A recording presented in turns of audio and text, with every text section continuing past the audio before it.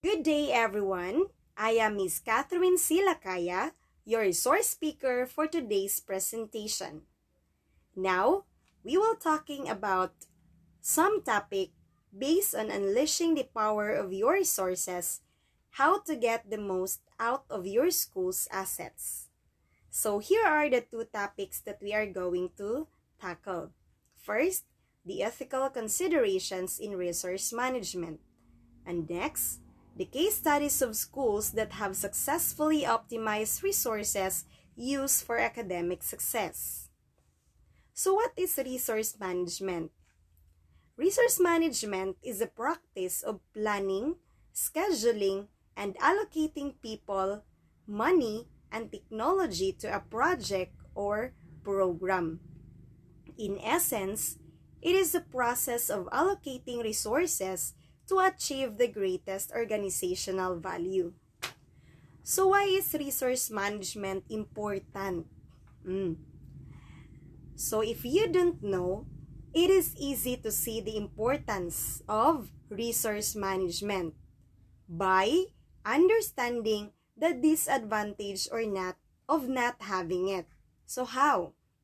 So without the right data, resource managers have little control over their projects and no way of understanding the following. So what are the following things? First, we have the planning and scheduling.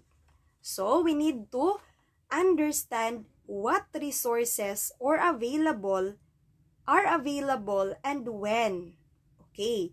And then the second one is the availability or available and required skills. So assessing the skills of each person, whether additional skills or people or need to be added. So if you are going to add another person in your company or in your organization. Next, the resource utilization. Knowing where people are already committed and if those allocations are appropriate.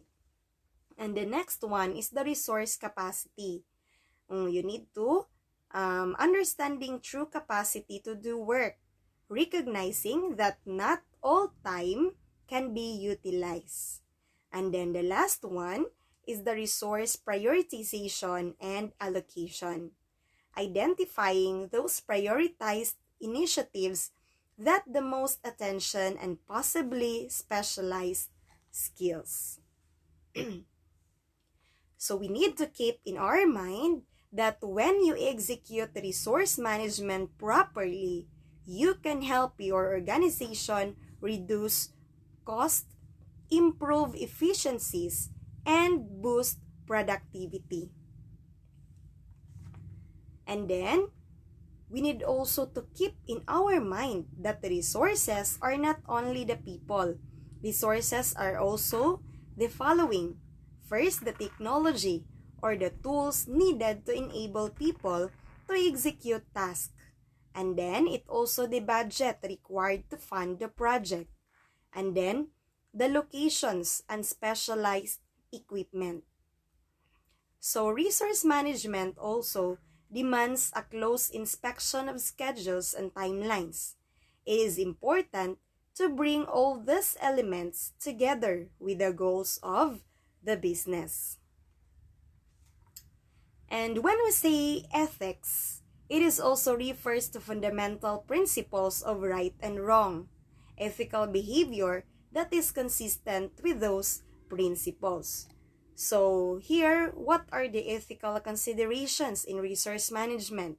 So first, we have race, gender and disability, recruitment and employment issues, cash and compensation plans, and employer responsibility. So when we say race, we need to consider their traits or their cultural values. And then on gender and disability, whether they are male or female or they have special needs. And then on recruitment and employment issues, this could be the process on how they've got the job or on how they get in to that organization.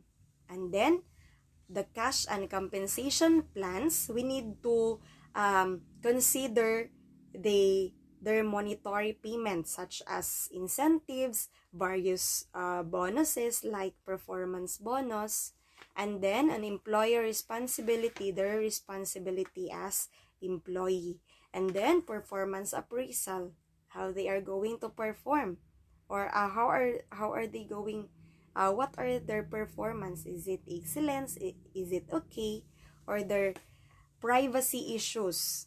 And then safety and health, it is very important. And then restructuring, dismissals and layoff, and the last but not the least is their professional training. Note that ethical considerations is important to adhere to ethical principles in order to protect the dignity, rights, and welfare of research participants or the organization.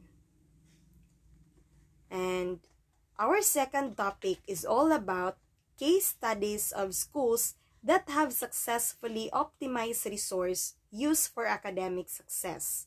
So I have here some examples of case studies. First, this is a heterogeneous group of studies representing levels of schooling from pre-kindergarten to high school, employing at least 4 different types of designs and ranging from single classroom and school studies to a study of 9 different exemplary programs in a total of 39 schools. By far, the greatest number of schools has been studied within the nominated schools research design. And the second case study is school and classroom level factors associated with varying outcomes for English language learners have received less attention that have other areas of research on these students.